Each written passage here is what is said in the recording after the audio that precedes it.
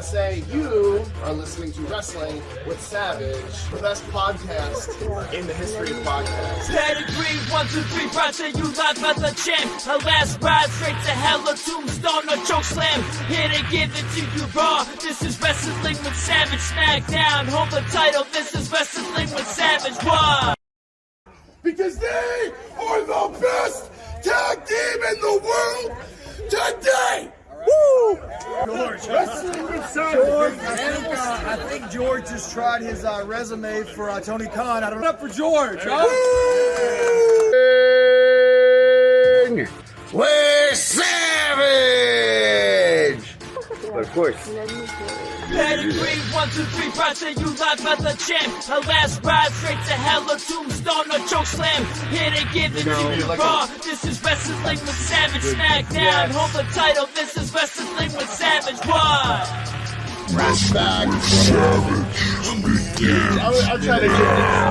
I'm trying to give these two W's.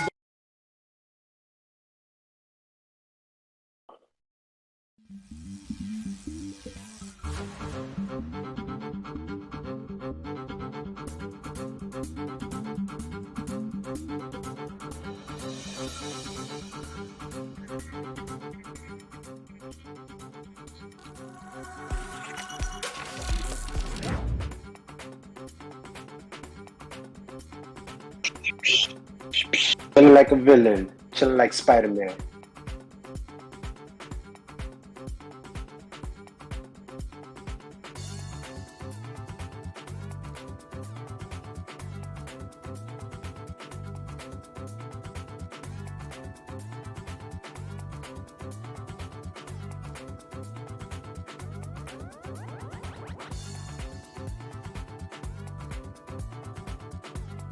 Can't believe that's even a question to ask Jay, because you know what Jay would say.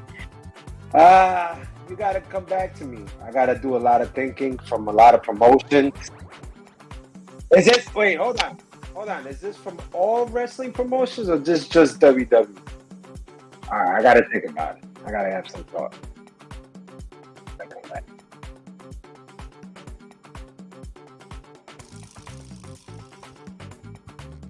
Yes.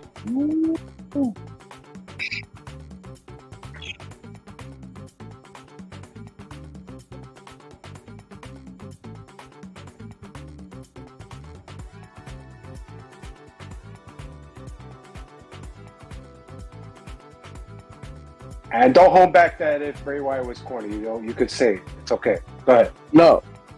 Well, let's just put it this way. Wyatt looked great, but the guy that they put him in with was terrible. It was Jinder Mahal. It was a jobber match.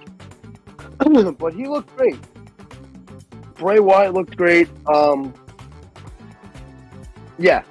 It just got Bray Wyatt over more, which I think he needed in a way. The main event was kind of corny and kind of predictable. It was Solo Sikoa against Braun Strowman. Usos came in, super kicked him. Match was a DQ, and then they just did another tag match. You know, typical WWE writing. I wasn't a fan of that. He did the stunner. Jay kicked out, and then he did the pop-up power bomb. Owens. Yeah, he was on, he was on the outside, his typical doing nothing type thing. They had it was just Kevin Owens just thanking everybody for spending their money, and yeah, that really was it. But it was, the match of the night for me last night was the Brawling Brutes and Imperium. That match was very entertaining. Liv Morgan looked incredible last night. The best she's ever looked off of TV. The best she's ever looked, ever? Yeah, Gilch was saying that last night as well. He was going on and on about how good Liv Morgan looked. Match of the night for me last night. Gilch and I were there last night. It was incredible. Like, other than the table spot, because when she did the table spot with Shayna, she put Shayna through the table, but the table didn't even break. So what you're saying is Liv Morgan stole the show last night? Yeah. Even with the botch? Yeah. So that must have been a horrible fucking show. That must have been a horrible fucking house show to attend. But for Gilch, I'm sure it was fun because he got to take his kid. So I'm sure they had a good time. Shout out to Gilch and everybody else from the cast and crew.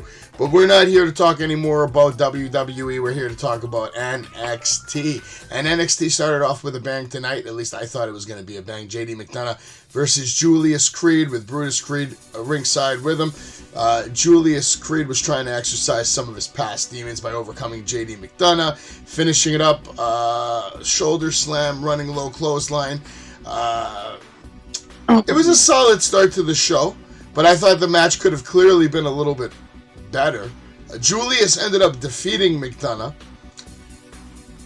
I don't know, man. Sanga and Veer Mahan now have a chance to prove their value, not just in NXT, but like for a quick main roster jump.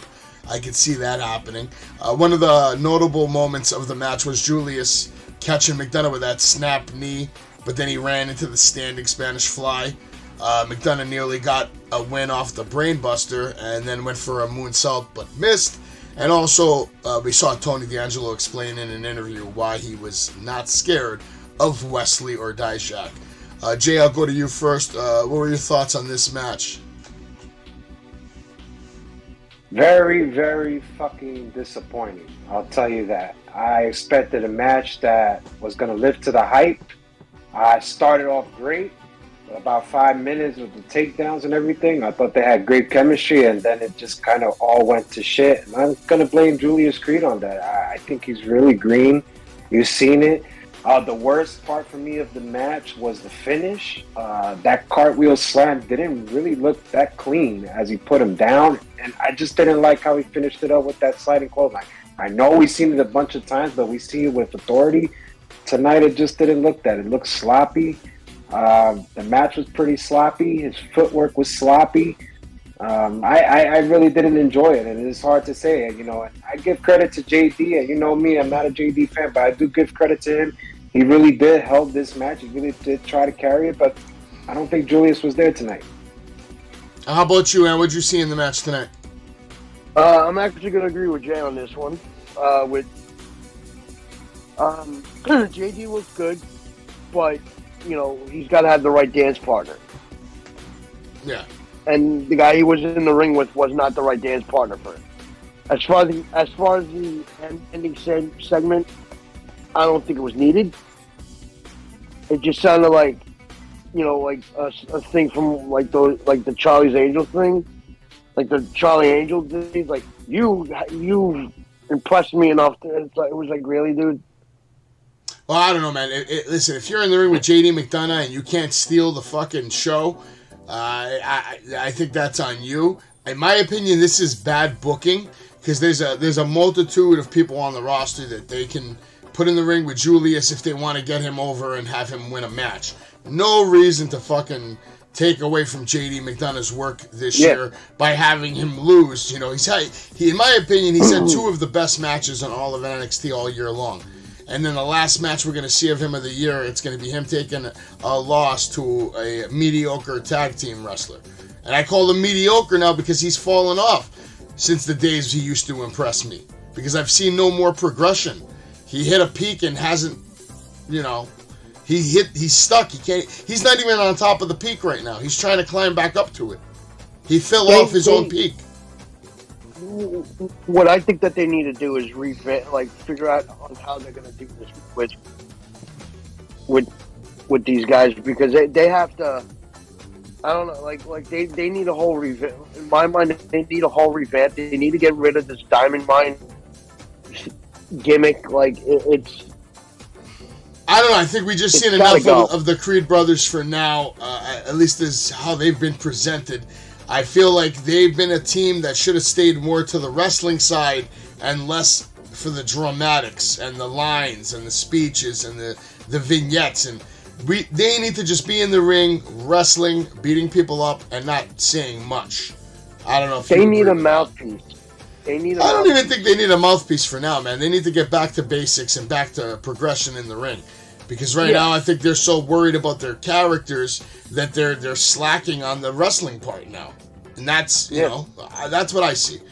Anyway, let's keep it moving. We got Cora Jade versus Wendy Choo. Cora Jade talked too much trash and let Wendy Choo pick up a big win with a full Nelson slam and a Vader bomb. This was the second surprise result of the night. Jade has been priority in NXT for a while, especially since her heel turn. So Choo picking up the win means a lot to Choo's career, but what the fuck does it mean for Cora Jade? The action was mediocre, but the match lacked drama. The two were so focused on hitting their stupid spots to sell the moment of Choo picking up her victory, and this is something that you could see their chemistry still needs a little work. Wendy Choo picks up the win. Choo ran into the match angry, attacking Jade before the announcer could even say her name. Choo nearly got the win off a sit-out powerbomb and a diving cross body. Jay, you're the Cora Jade guy here. I like Cora Jade too, but again, another superstar that doesn't need to be taking a loss on the last day of the year. What do you think? I think she deserves to take the loss. If you looked at the whole match entirely, I mean, let's face it. I could see why she is not NXT champion. It didn't look good in the ring. I thought her spots were sloppy. I mean, I don't know if you saw that. It just looked a little sloppy to me. The only one nice move she has was the decisive slam she did on Choo. But let's face it, Choo is not a great dance partner either. She has a horrible drop kick, which I don't even know if she hit it tonight. I have no idea. I don't know if it was one leg up. But it's a horrible drop kick. She has a horrible right hand. She can't throw them well. Let's face it, I didn't like the finish. I didn't like the part where she did that second rope slam. Like, I get all that, but it just looked very, I don't know, it looked very bad tonight. Everything looked bad. Cora Jade didn't look right. She didn't look like she wanted to sell tonight. This match disappointed me as well. This is a back-to-back disappointment for me. And it's hard to say because I am a Cora Jade fan, but tonight she didn't show me that. Well, this whole thing could be a test by Shawn Michaels to see how she would react to A, Roxanne Perez becoming champion right away, and now B, you're out here taking losses, and maybe she's failing that test. Anthony, how about you? What did you see in this? Anything different from Jay or me? No, I'm again in agreement with Jay on this one. She could have. Wendy Choo is just blah to me. Yeah, we know that. She's very boring. And Cora Jade, they could have booked her better. I mean, you're trying to prepare her for you with Roxanne, and this is how you're going to do it. Maybe it's just the end of the year. Maybe they just wanted to help get Wendy Choo a little shine, because let's be honest, Wendy Choo got shitted on a lot this year, right? She took a lot of losses. Yeah. She did have some marquee matches. In my opinion, I think it was the most advertised match of her career was that Lights Out match with Tiffany Stratton, right, Jay? They were hyping that thing up pretty bad. So and that wasn't a clean match either. No, but, not at all. Have you noticed? If you notice Wendy's track record, every win that she had is always a grudge match. Yeah, that's true. She doesn't win the first match. Speaking of Tiffany Stratton, by the way, they were spotted tonight at Madison Square Garden. Tiffany Stratton with her boyfriend. Do you know who her boyfriend is now? Dragunov. Yes. I didn't even know he was around. He was at the Garden tonight with Tiffany Stratton across the street having dinner after the show. That's a fact. But wow. I guess that's kind of good news. Maybe Tiffany Stratton and Dragunov both on their way back. Maybe they're going to work an angle together. I don't know. Thought it was interesting, though. Let's move on into the next match for NXT. God. Here we go. You guys ready for this banger? Scripps versus Ikemenjiro. Ikemenjiro fought with motivated aggression to get back at Scripps for taking his jacket, but Scripps caught him with a diving somersault, seated senton to win the match. Scripps' gimmick is shit. It's a very poorly conceived concept. some people will say that he's a talent to watch, and in my opinion, he's a talent to fire. He's far from complete. He is far from being the performer that WWE needs. Being able to do flips and dips and this and that is all cool, but if you don't have any personality to go with it, it's ass, man. For some reason, NXT's committed to this character, and perhaps with time, maybe it will work. But as of right now, as it stands, Scripps is shit. The gimmick is shit. Reggie's shit. I don't like it at all. He looks like somebody that robbed Party City for the shittiest costume they had and then showed up to work. Anthony, we're going to go to you first on this, since you've been agreeing with everything Jay's been saying. What did you think of Scripps versus Jiro? It was absolute shit. You guys have to get rid of this gimmick. Take the mask off of him. Let's see what Reggie could do as his own character. 1, 2.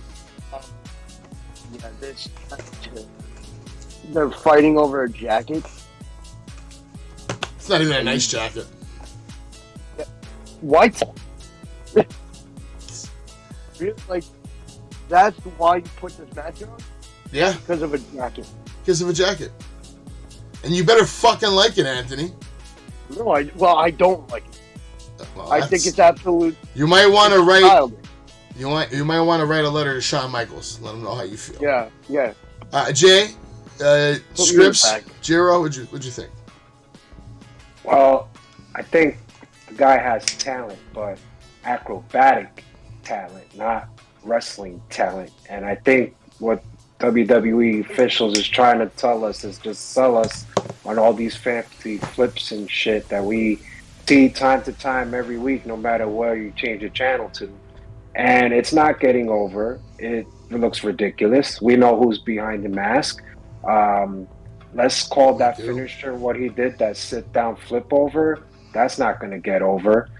Nothing's going to get over. It was presented bad from the beginning. It looked really awesome with all the graffiti and everything on the outside, which they really did. But it just led to this, and it's a big disappointment. You heard it tonight, all the boos that they were saying right there. If you didn't hear those boos tonight from Scripps, I don't know what to tell you, man. I think they're just waiting to just cut the cord with this guy when the time is right. Speaking of boos, quick question, Anthony, yes or no? Last night, when Dexter, was it Dexter Loomis was fighting last night? No. Was there a match where they were chanting, "This is boring"? Yeah, it was, Dexter Loomis. It was Karrion Kross. Ah! And what's his name? Drew Gulak. So Drew Gulak, Karrion Kross, Madison Square Garden decided to chant, "This is boring." Yep. What's going on, Jake, the Tribal Chief? What's going on? Nothing. We're talking about NXT, and Anthony just reminded us of what happened yesterday at Madison Square Garden, where Drew Gulak and Karrion Kross got booed out of the building. Pretty embarrassing.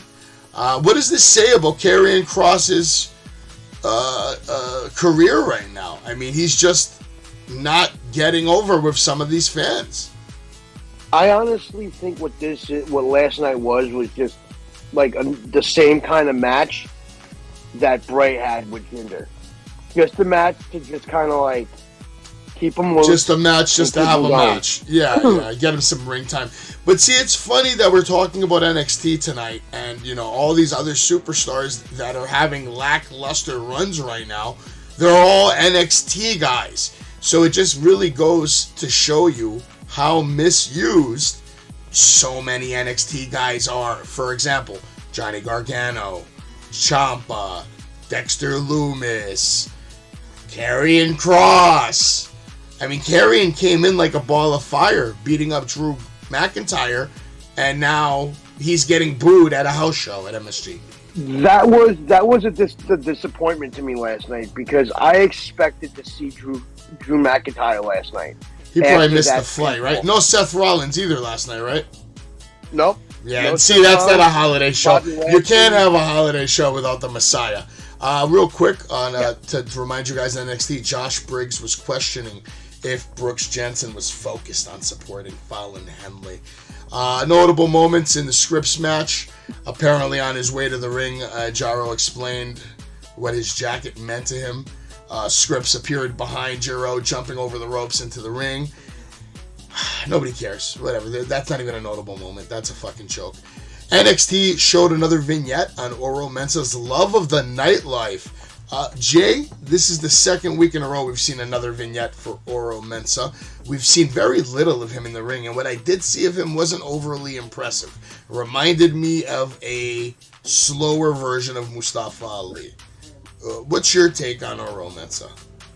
I was never a fan of the guy when he had the feud with Melo, so we all know what he could do, but I'm not impressed with him. I think he's just like a B-rated Melo. B-rated Melo, okay. Like the whole gimmick and what he does in the ring. He does the same exact thing that Melo could do. He's a high-five acrobatic dude. Right. Now we got to keep it moving, man. We had another match, Lyra Valkyria versus Lash Legend. And Jay, I'm going straight to you on this one. I want you to tell me, because I missed this match completely, so I don't want to sit here and ramble on about this match. What did I miss in this match? Did Valkyrie impress you this week? No, and she didn't impress me in her debut. I'm not impressed tonight. I'll tell you who I was more impressed that is not even on my level in just impressions or improvements, and that's Lash Legend. I thought Lash Legend outshined this Valkyrie girl tonight. I'm sorry. The only thing I could give to the kid, she had a nice spinning roundhouse, but that led to a finisher that is like a top rope splash, and that splash didn't even look good tonight. I don't know if that's the finisher. I'm not on board with her. I wasn't on board with her for the jump. I didn't see nothing. Lash Legend looked impressive though tonight. She looked like she can hang. Maybe they should start giving her a shot. How about you, Ant? What did this match do for you? Did this entertain you at all? I didn't watch it myself. So. Okay, there you go. So we're going to keep it moving. Valkyria defeated Lash Legend by pinfall. Alba Fire challenge Isla Dawn to an Extreme Rules match next week. Toxic Attraction promised to make 2023 all about NXT's most dominant women's stable, minus Mandy Rose, and focus on taking down Roxanne Perez. So now they're just moving away from the tag team titles, and these are going to be your number one contenders next year? Do you like that move, Jay? I think it's setting up for someone into the fraction, man. This is how I was kind of reading it. I think they're going to add someone. Would you rather see someone get added to the faction, or would you rather see them have a call-up? I'd rather have an ad. I don't think they're ready for the call-up yet. I'd rather have an ad to the fraction. How about you, Ant? You agree with that? Yes, I do. I'll agree with it just because now Mandy Rose is gone, you need someone to really hold down that women's division, and they are clearly two of the best in NXT, in my opinion. So yeah, I'd keep them there just a little longer. Also, Vic Joseph and Booker T acted surprised that Legend was dominating despite having more NXT screen time going into this match and a major size advantage. Booker T, I believe tonight, did you notice that he had a list of his accomplishments? Did you guys catch that? I always fast forward when he talks. Yeah, he brought a very big list of all his accomplishments. Every title he ever won, every tournament, It's on Instagram. That was actually kind of funny. All right. Let's keep it moving. The Schism versus Idris Anofi, Malik Blade, and Odyssey Jones. After taking out Odyssey Jones, Joe Gacy and Rip Fowler held up Idris Anofi and Malik Blade for a double doomsday device. They followed up by planting Anofi with a ticket to Mayhem into the upside down for the win. I thought this was a good win for the Schism. They need to stay strong and they need to stay looking dominant. So for me, I appreciated that they didn't take the loss. Jay, what did you see in this match? I saw great things. I think this is match of the night for me. This looked great. You said some look unison. I love that double crow breaker and JC with the upside down lariat. It did it for me. JC looked very impressive, especially with the slam into the elbow. That was very impressive. I think all guys were very impressive in the ring. I can't believe I'm saying this. I didn't really see a botch from Blade, and that's surprising to say that. Inoue looked great. Jones with the double sidewalk slam. I mean, I love that spot. I think everybody loved it, especially Booker T. This was a great match for me. I kind of enjoyed it. This was match of the night for me. Yeah, I would have been more into the night if tonight was live, but obviously tonight was pre-recorded, so we're still not back to live. We're going to have to wait till 2023 to get our first live NXT show. Anthony, how about you? Did anybody stand out in this match a little more than anybody?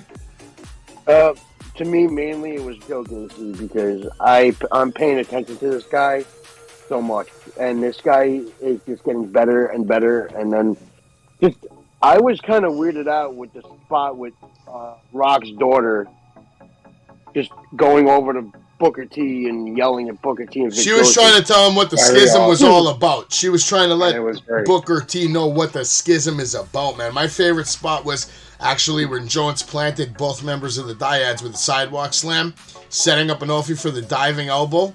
That was nice. That was a nice spot. Oh, yeah. Maybe the match of the night. I can't even disagree with you there. Then we see Grayson Waller leaving Braun Breaker a video message from Australia. Breaker responded by breaking the television that showed the message. Obviously, Grayson Waller is getting to Braun Breaker. This does not bode well for Mr. Breaker. I don't know. Do we see an upset here at Vengeance? No, right? Braun's going to retain? No. No. I'm just going to say the way everything is going down. From last week and this week, it looks like Braun's going to just retain. Well, next week we are going to hear from Grayson Waller. The Grayson Waller effect will be live to kick off 2023. I will be there. So that's going to be good TV. But now we have to prepare for the battle for the bar. And you're going to find out what happened. The battle for the bar, Kiana James versus Fallon Henley, as soon as we're back right here on Wrestling with Savage. Wrestling with Savage, the best podcast in the history of podcasts. Pedigree, 1, 2, 3, project. Savage, what's going on, man? Dave LaGreca here. It's Christmas Eve, and I had to do this cameo for you because you asked me a question about coming on your show, because I know you call into my show all the time, and obviously I would love to be on your show anytime. So you know how to get in touch with me. I promise I would love to do it. I know you did a great job with Bully out in South Philadelphia, but you're one of my favorite callers. You're one of the most loyal fans, and it would be my honor to be a guest on your show because, man, I wrestle with Savage. So, dude, I'll talk to you soon, and have a happy holiday.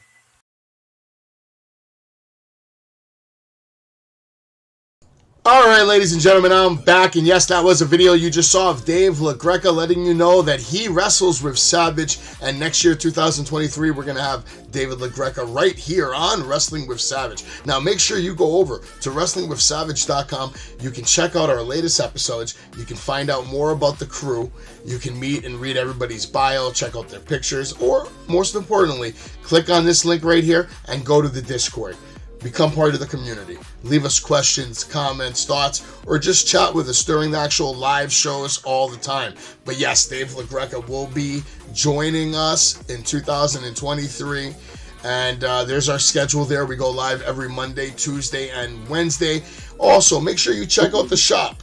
All right, Wrestling with Savage does have a shop, and there's going to be a bunch of new shit on there starting next week, January 1st. But for now, this is the merch we got. We got a bunch of t-shirts, sweatshirts. We'll load some more products here. There's a bunch of Savage shirts. I went in on this shit. If you're bored, you got money to spend, here you go, my friends. Merch. Savage merch. Or you can get my favorite, your personalized Savage shirt with Jay's face right on the back, or Gilch's face, or Dave's face. All right, the Anthony edition's coming soon, too, so be ready for that shit. But let's get back into NXT, shall we, boys?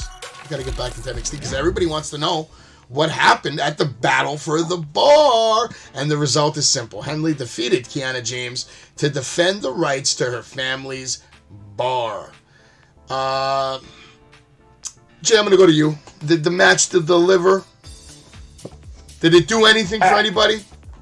Absolutely not. But it did something for Kiana James. I think she was very impressive. She was very athleticism. And she didn't even have to do much. But what she does in her matches, if you notice, she always works on a body part, just like your boy JD. And when she does, it's effective. It buys time, especially when you're picture-to-picture. She still needs work. I'm not saying she's a pro or she's ready for the big spotlight.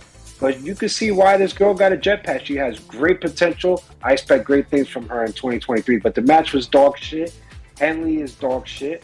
I'm not impressed, especially with that twisting bulldog that she can never seem to always lose grip on the girl and can't fall down with it. I'm not impressed by this girl. I told you this a million times, but I thought the match was shit. I thought the way it ended was shit.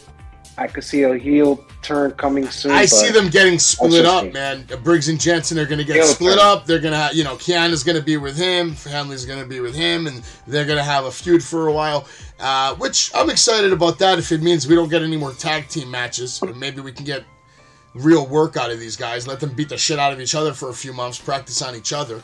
Anthony, are you excited to see Briggs and Jensen break up, or do you want these guys gone altogether? Just say this real quick about the match.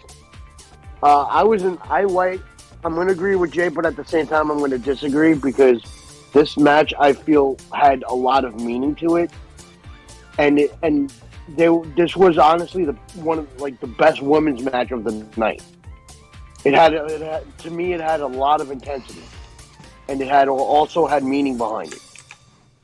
Okay, that's fair.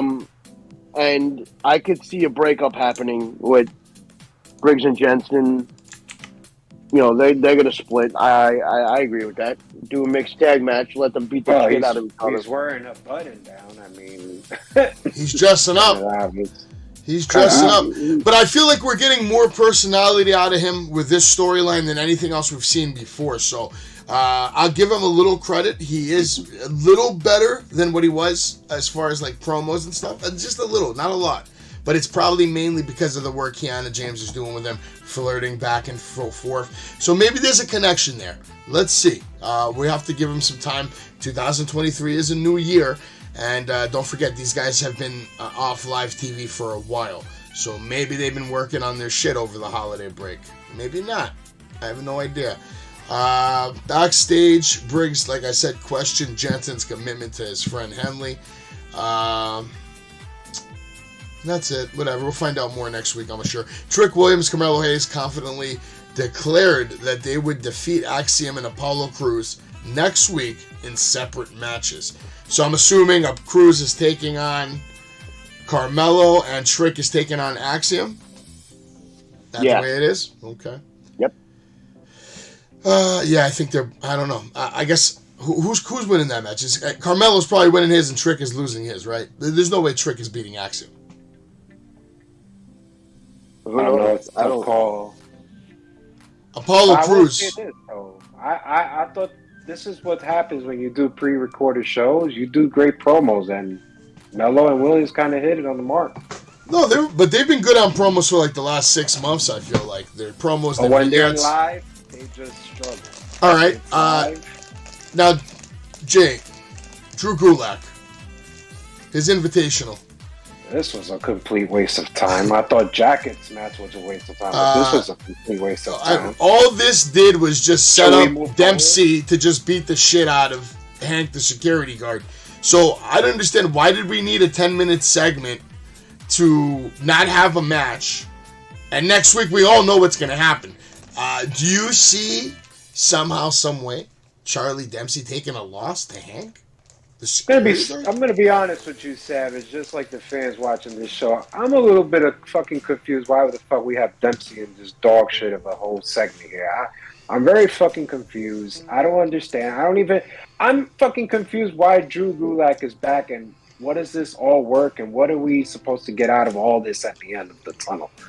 I don't fucking see it. Do you? I ask you. What makes more sense to me is if Gulak screws Hank, the security guard, next week, turns on him, beats the shit out of him, and says, we would never let a piece of shit like you in our school. And then him and Dempsey start a new stable, like hardcore wrestlers and, kind of like a Blackpool Combat Club kind of thing. I told you from the beginning. Except they're complete dicks to everybody. I'll keep this short and sweet. One of my favorite NXT wrestlers that got released was Timothy Thatcher. Same exact gimmick, just exactly as Charlie Dempsey. If they could only book him like that, I would love the kid even more. But they don't, and they put him in this whole waste of 10 minutes you say of a segment. I don't get it. I don't understand what the end of the tunnel means. I don't think he needs a fraction. I think he just needs to be presented like that. I'm the best wrestler, and I can out-wrestle anybody in this locker room. Let's go. I'm calling it right now. I think this is going to lead to a half-ass knockoff Blackpool Combat Club that Drew Gulak and Charlie Dempsey start, and we'll see what happens. I hope not. We'll see what happens. Maybe they make the Creed brothers break up. They bring Julius in, try to wake his ass up. Brutus has to go off on his own. I don't know.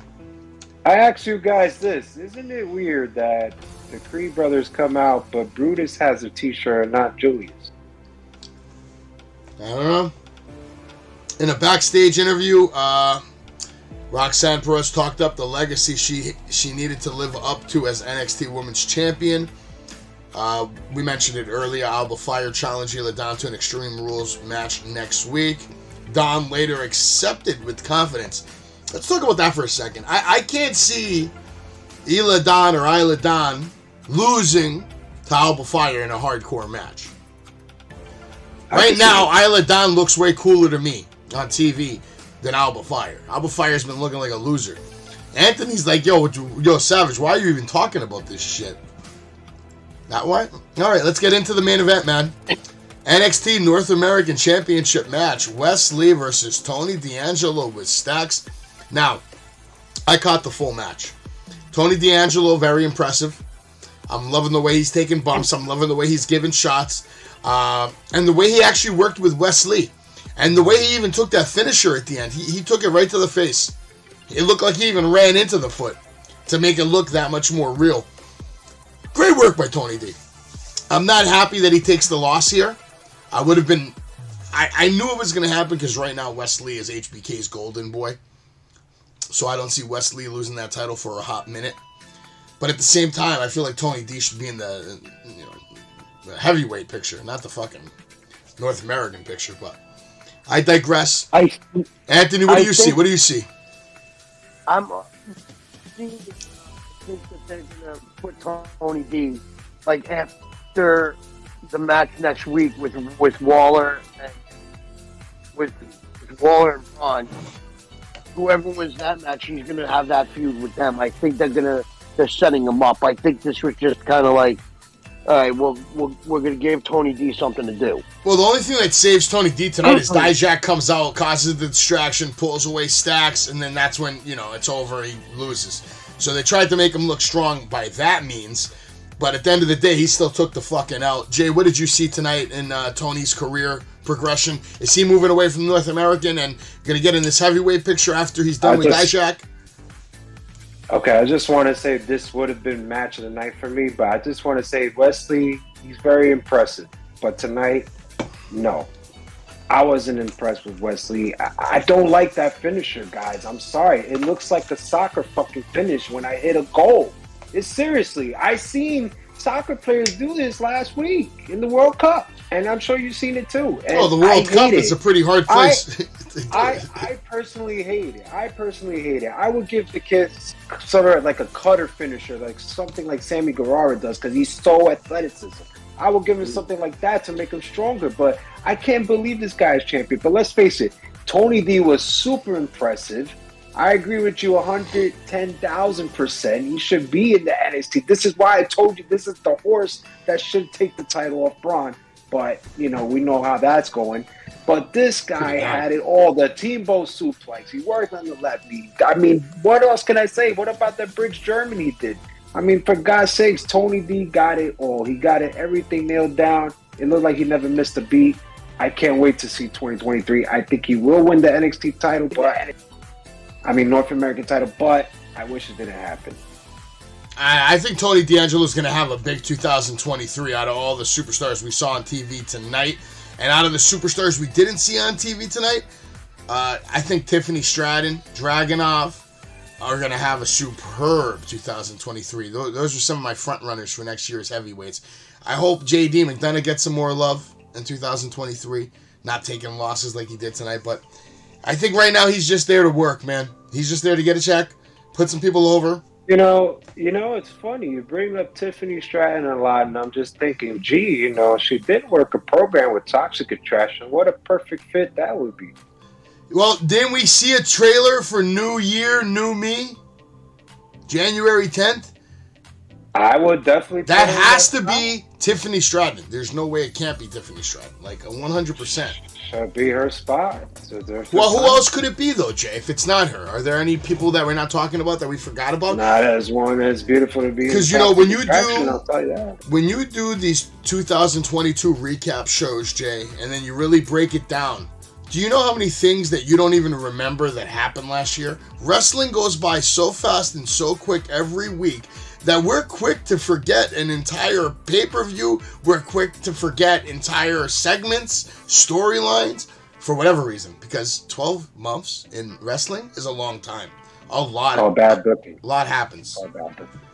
So, we were talking about it earlier. And, I'll go to you first, Anthony. Give me your top 5 moments of 2022, man. Damn. Oh, you gotta think. For WWE or pro wrestling. If you want, you can just do pro wrestling. Because NXT's over. We covered it. Now this is Wrestling with Savage. The after hours. Well, for WWE, I'm going to say the main event from SummerSlam with Brock and Roman. That's your number 1 or number 5? That's number 5 for me. 4... MJF winning that title from Moxley. Okay.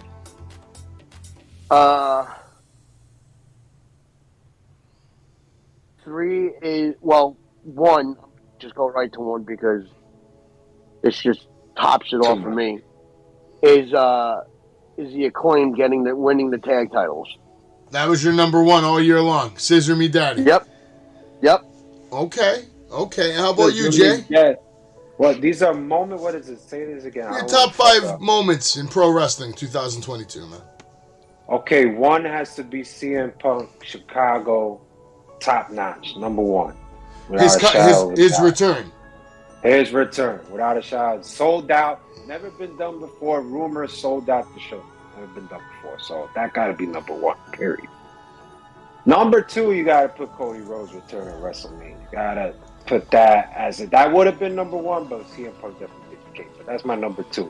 Number 3, I think I'll go with Anthony, and I know it's not his 3, but MJF winning the championship. Yeah, that is a big moment as well. Let's face it, changed the whole game. Jeez, number 4, number 5. I don't know. I can't really think of the. What about Cody Rhodes? What about Cody Rhodes wrestling with that torn pec in the Hell in the Cell with Rollins? I mean, I give him a hell of a performance, but I don't know if that was a moment.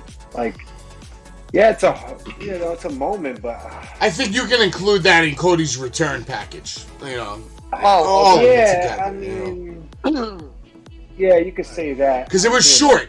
Cody came back and he was gone just as fast as he came back. Trying to think who else was a big moment, but I can't think of 4 and 5, man. I think those 3 are really. Well, my number 1. You got it. I'm sorry. I got it. Number 4. I'm sorry. Number 4. Josh Alexander versus Christian for the championship. TNA Bound for Glory. That match was pretty awesome, and then he got screwed by Moose after and lost the belt. I thought that match was pretty good. That would be my number 4. If I think of number 5, I'll get back to you. All right. Well, for me, my number 1 moment of the year, without a doubt, has to be just all of everything with CM Punk and MJF. That whole storyline, the build-up, all of that was my number 1. I wish it would have finished, but there's still a chance that it might. So that's why I'll leave it at number 1 because it's not definitive that there's no chance. We don't know what's going to happen. So for that, I'll leave it at number 1. Number 2 moment of the year was probably honestly, it's sad that I even have to say this, because it is what it is. Cody Rhodes, without a doubt, his entire package has come back at WrestleMania, the match at Hell in the Cell, all that. That's number 2. Number 3, Logan Paul versus Roman Reigns. Stole the fucking year. Almost match of the year, if not arguably the most entertaining match of the year. It was just fun to watch that whole thing play out. I had a good time with that, one of the more fun pay-per-views. Number 4 has to be Stone Cold Steve Austin, just wrestling again, taking bumps on cement. And number 5 is probably, I'll say, either it's a tie-up between MJF or the Acclaimed winning the championships. They were both awesome to watch live. That's what made it special. They were both awesome to watch live, but yeah. I'm going to put my 5, Adam Cole debuting AEW. I'm going to put that in my 5. Okay. That unfortunately, that didn't fucking go anywhere. But think about it. Now, here's your Owen Hart winner, though, right? Owen Hart That winner. night he came out, but we got 2 great debuts. Adam Cole, Bryan Daniels. Great moment. Number 5. What was your top 3 matches from AEW this year? Oh, you're serious? You really asking me that? Oh, like they have to talk. Oh.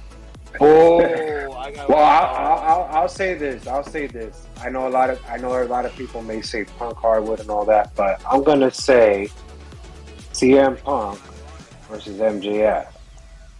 Dog collar, number 1. Okay. Just because of the psychology, the selling, the story, number 1.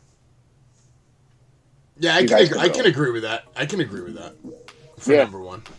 Number 2 for me, and it's surprising that I'm going to say this, but it's really not, because I was there live and it stole the fucking show. The first time the Acclaimed faced Swerve in Our Glory. That match stole an entire fucking show. Great match. It was great. It was a great, great match. Number 3, I'm going to give it to my boy, man. Hangman Adam Page versus Lance Archer. That match, I knew he was your boy. That match murdered, man. That match murdered. Fucking boy. It was a great match, man. It was bloody. It was brutal to watch. Hard hits. It wasn't. Yeah, it was. You're crazy. That match was awesome, man. But there was so many bangers, though. I mean, there really was 5-star matches all over the place. FTR put out a bunch of bangers. Darby Allin killed it many times throughout the year. Killed himself. Yeah, killed himself a little bit. I don't know, What man. about Anthony? I didn't hear Anthony. Yeah, we don't know. Gilmore, what's going on? Moxley. No, actually, number 1? No. John Moxley. Dean Ambrose? No. The Shield? No. Acknowledge me. FTR versus walking FTR and the Briscoes. All of the dog collar match, because I rewatched that match back, and then the one match that they had before that. Yeah, all their matches were fire, but that Dark Collar was like tag team match of the year. Oh yeah. But just watching those 2 tag teams just constantly go at it with each other, those 2 tag teams for me put on a classic every match. It pisses me off that the Usos are ranked the number 1 tag team by PWI, because it's like when you look at the competition. When you look at the competition, it's like, all right, who did they really beat this year that was impressive? That was all notable. the tag teams that they defeated were all fucking either done or garbage. One of the 2. Exactly. So how can I be impressed by that when you have FTR out here, even Acclaimed? Who's the tag team? Number 2. Who's the? Oh, you got the number 2. Number 2, Bianca Belair versus Big Time Bex WrestleMania. It was all right. Nah, it's too much. She's like this. She went like that. She still went like that. She still went like that. That match was fire. Listen, Charlotte Flair versus Ronda Rousey. That hardcore match they had, I think, was it on SmackDown even they had it? Where they were all over the arena? That match was way better. Right. That match was fire. Listen, I'm going to be honest. Hold on, Anthony, I'm sorry. I don't want to pay you. I would say real fast. My number 2 in AEW, I'll put it to this. Omega versus Moxley when Omega won the belt. That was this year too, right? That was early in the year. No, you said AEW. I'm not saying the year. I'm just saying my favorite matches in AEW. That'll be my number 1. One of my favorite matches in AEW is a match that doesn't even have a winner, man. Grand Slam original. Kenny Omega versus Bryan Danielson Alive. That was a good in match. that 30-minute banger, and me and Jay were there live for that shit. And yeah, wow, that was 30 minutes of pro wrestling that I could watch forever. Oh God, that was a class. I was there too. I kind of feel great. bad for Bryan Danielson, man. Like, you know, he comes in, and I feel like he has sold just as much merch as a CM Punk. But look at the way Punk gets treated, and look at the way Bryan gets treated. You know, I'm sorry, Jay. I'm gonna just say this. To me, Punk is a bitch. Punk is acting like a little bitch about everything. Because here's my thing. Well, right now he's hurt, man. So I mean, like, he's hurt. He had to leave and anyway. he's not fired. He's not fired. Not fired. So what's he a little bitch about? For the scrum? That's all you can judge him on. That was the last thing he did. Yeah, but just with everything, like What everything? Like, Tell me, what is everything? It's all the work. He was bitching when he was in WWE, like, oh, I don't get treated enough. I never got treated good enough. Dude, you were in the Survivor Series match with D-fucking-X and the Hardy Boys. You were on their team. Does nobody remember that? Yeah, but he was also the WWE champion and not in the main event of WrestleMania. You remember that? I agree with that. Yes, but this guy's been being treated like a top, was being treated like a top guy by Tony Wasn't Khan. being treated like John Cena, though. But here's the thing. How are you going to be treated like a top guy if you keep getting fucking hurt? I don't remember him getting hurt. super hurt in WWE like all the time. I mean, he got hurt. I think it's just a different era. You know, when he came up, you know, McMahon has this mold for the perfect guy. He just didn't fit that mold, man. He has tattoos and all that. He's a lightweight, so that's not McMahon's type of guy to put. Hey, man, I think they did pretty good with him. They ended up getting a hell of a run out of him. They ended up getting some memorable feuds and matches between him and, Cena. And he went on. He did a lot of things before he became a big dog there. That ECW run he had was good. That World Championship run he had was good. He had his little factions. He had his moments, whatever. And we all loved Punk with a mic drop. We all loved Number that. 3, Cody Rhodes versus Chris Jericho for the championship. In AEW. Number 3, AEW. All-time AEW? Wow. No, just top 3 matches. AEW. That'll be my top 3. I really love Cody Rhodes versus Dustin Rhodes, the brother for brother blood match. That was nice. But that wasn't AEW. That was AEW. Yeah, it was. Yeah, it was. That was produced by Ring of Honor. It was still AEW. Really? Wait, wasn't that like the first pay-per-view? The production was... They made a whole toy on it, Production Jay, was done with by Ring of AEW logos on it. It's AEW, man. I'm not saying it was, but the whole production was done by Ring of Honor. I'm just saying. Who gives a shit? They They're any better than the guys they have now? Hey, man, their cameramen. How many times have we seen their cameraman just fucking look away during a high spot and get a shot of the crowd or some dumb shit? They're clowns. Let's face it. They're It's clowns. just a waste. It's just a waste. Where'd Anthony go? Anthony's gone? I'm right here. He's Anthony's thinking of gone, number son. 3. He's thinking of Number number 3. 3. What else is there to talk about? Pro wrestling tomorrow? Dynamite's Let's last. talk about... You know what I don't like about tomorrow? Let's talk about Deonna Purrazzo. What are you going to talk about her? For what? Let's talk about her, and I'm dying for her to finally retire Mickie James in a casket match. I can't wait to see it in January. I'm looking forward to it. Let's go. Yeah, but then she's going to go into Mickie James is going to the Royal Rumble anyway. All right, well, let her lose the casket. I don't want to see that. Okay. Wrestling news. Well, I actually want to talk about a show that's coming up in Jersey that we got tickets to, me, Gilch. We got 3 tickets. We're bringing our caddy over here. Anthony is going to be our official belt caddy. And he's going to be my dedicated cameraman. And on that day, Lightning in a Bottle. ETU Wrestling presents Lightning in a Bottle, Sunday, February 26, 2023 at 3 p.m., 106 Bergen Avenue, Richfield Park, New Jersey. Tickets on sale now at edis.eventbrite.com. And Matt Cardona is the headliner, and he's going to be taking on, someone It's going to be a surprise. But expect the unexpected at Lightning in a Bottle on Sunday, February 26th. I will be there. Gilch will be there. Here, let me put it up on the screen for you guys so you can see what the fuck I am. And I really talking hope Matt about. Cardona beats Tyrus for the NWA Championship He might. in January. I really Lightning hope. in a Bottle. It's Contract going down. signing coming up. And I don't know who's going to be there, but I tell you this, Anthony, you're going to follow me around, and we are going to hound Matt Cardona, and we are going to hound him until we get a 10-minute interview with him. Because I feel like if I ask him the right questions in a right 10-minute interview, I feel like that interview can go viral, so people can remember who this fucking guy is, that he is the new Attitude Era, and that he's someone that should be right up there next to Cody Rhodes next year, competing for gold. That's my opinion. I feel like Matt Cardona needs to come home.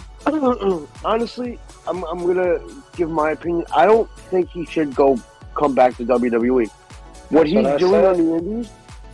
doing on the Indies is just better than what he would be doing in Anthony, WWE. Stop it. Man, Stop it right now. You saying that is like telling your next door neighbor. True. Listen to me. It's like telling. Hold on, Jay. It's like telling your next door neighbor, who's been poor their whole life, I don't want you winning the lottery tomorrow. Fuck See you. what this guy's about. Don't win the lottery. Savage is about taking the bag. Listen, man. This guy needs to make his money. Hold on. He needs to make his WWE money, man. He's making money. WWE money, man. Rock He's money. a top tier wrestler in Impact. He's a top tier wrestler in NWA. He's a top tier wrestler in GCW. He's making money. He's definitely making money. Yeah, absolutely. But he's not making what he should be making. He should be making $3-4 million a year. Can I sell myself and go back like Braun Strowman? Look at that fucking disappointment. To go and just for a bag? No, I wouldn't. No, for me, he doesn't go back unless he's winning titles. Like that. That's how I do it. But here's the only way that I would want to see him back in WWE is if he just keeps the persona that he had. Yeah, of course. No, just like Cody Rhodes. Did they change Cody Rhodes? When Cody Rhodes came in, you got the American Nightmare Royal Family music, the fucking circus jacket. They didn't change shit. They didn't change shit. They pushed him to the fucking moon. It changed them. You know why? They changed the whole production of Cody Rhodes. Not only is there first of all, this is a Triple H production now. Hold on. Not only it's not a Triple H. This is a Vince McMahon. We're talking about now. Let me get started. First of all, not only did they change every 5 steps he takes, his fucking pyros coming in the background. He gives his belt away to who? In every match before he has a match? The kids. He gives it to the kids. That's kids. right. It's a TVPG. That's why Matt Cardona will never work in WWE. No. That's not true. That's not true. He can work. He can work. It's a TVPG show. He cannot work. That's why I said the new Attitude Era. Anthony, what's up? Let Anthony get a word in. Jay, you're talking about two different type of guys. Cardona's a heel. He's a prick. That's his persona. Cody Rhodes is a babyface. He came in as a babyface, and he's always been a babyface. It meshes. It meshes. You guys are not seeing the production that's changing Cody. I'm not doubting none of that. But his whole production has changed. The little things that I mentioned, and that's what I'm trying to what does tell that you have guys. to do with the If fact you that wanna- they could still sign him, though? Hold on. If you want to sign looky a mid as Zack Ryder, then knock yourself out. But the Matt Cardona is not just going to work. It's not. I'm telling you right now. It won't work as of right now, I mean, but it could work. gonna It could work next year if they let the guy do his thing. And like I said, only if they let him usher in the new Attitude Era. That's the only way it works. That's the only way. He ain't shit. He's got to be edgy. I agree with you, Jay. If he comes in with the current product and he has to follow all the protocols and rules and all that nonsense, I wouldn't do it. Yes, I agree with you, Jay. Listen, I am agreeing with you. Maybe you can't hear me with headphones jammed in your head. I am agreeing with you. But if they let him come in and do his thing, new Attitude Era, I know for a fact they could get over and it would work. So you can say no all you want, but here's all I know. Matt Cardona is a fucking beast, and he deserves a WWE World Championship run. He put in the work just like a Drew McIntyre. Here's He probably won't, but he deserves it.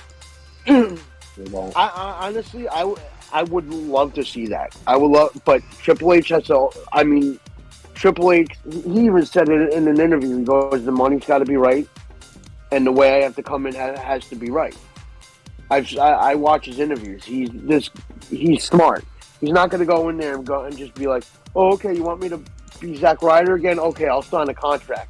No, he wants to go in there as Matt Cardona. He wants to do his thing. I respect that about him, but I want to definitely see that. Well, first of all, that's probably what already happened. They already contacted him, and he probably said, "Can I come back as the way I want?" And they said no. He said bye. Like, that's simple. Right. The guy's making millions. You guys are not seeing it. He doesn't need to come back. He's a top tier wrestler. I think he's making close to millions is a no. Is he making close to $1 million a year? I think so. Yes, I think he's close to $1 million a year. I'm just trying to be the middleman. If he's making more, then God bless him and let him do his fucking thing. I don't know. I don't know, man. You're overrating. You're overrating Impact paychecks. You're overrating Impact paychecks. You're overrating them. Oh my God! You're overrating them. Saying those times he was champion, he wasn't making no money. Which championship? That's what you're saying? Which championship? GCW and NWA. How much do you think he was making a show? Bro, I'm asking you a question. How much? How much?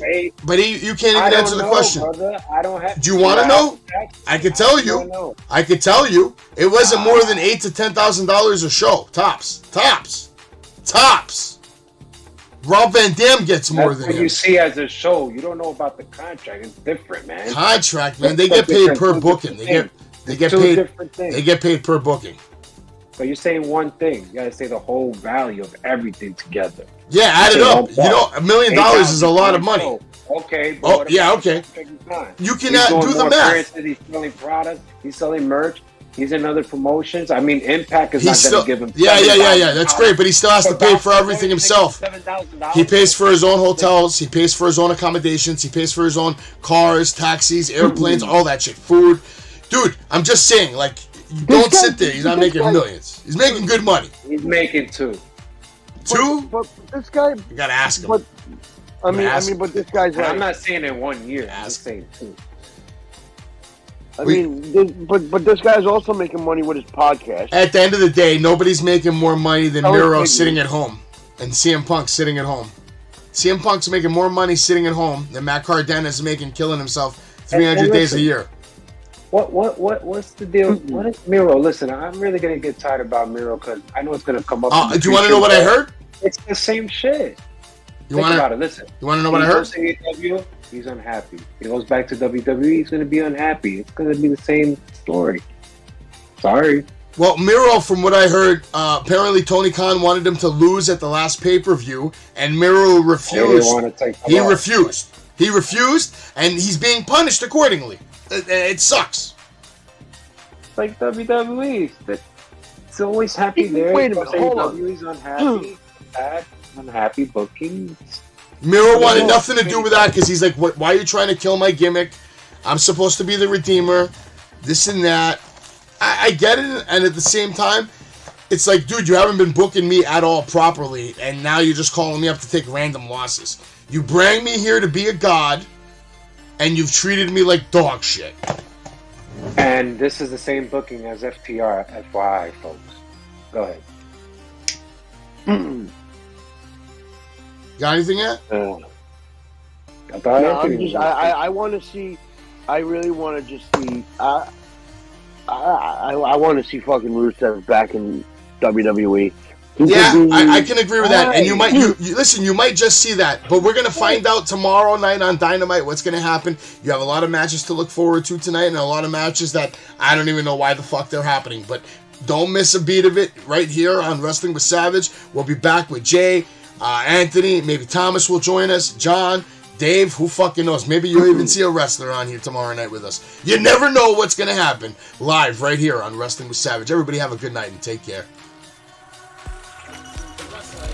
Savage, the best podcast in the history of podcasts. Pedigree, 1, 2, 3, brought to you live by the champ. Her last ride straight to hell, a tombstone, a choke slam. Here to give it to you raw. This is Wrestling with Savage. Smackdown, hold the title. This is Wrestling with Savage. What? because they are the best tag team in the world today. Woo! George, I think George just tried his resume for Tony Khan. I don't know for George. Huh? We're savage! But of course. Pedigree, 1, 2, 3, proud to you live by the champ. A last ride straight to hell, a tombstone, a choke slam. Here to give it to you raw. This is Wrestling with Savage. Smackdown, hold the title. This is Wrestling with Savage. What?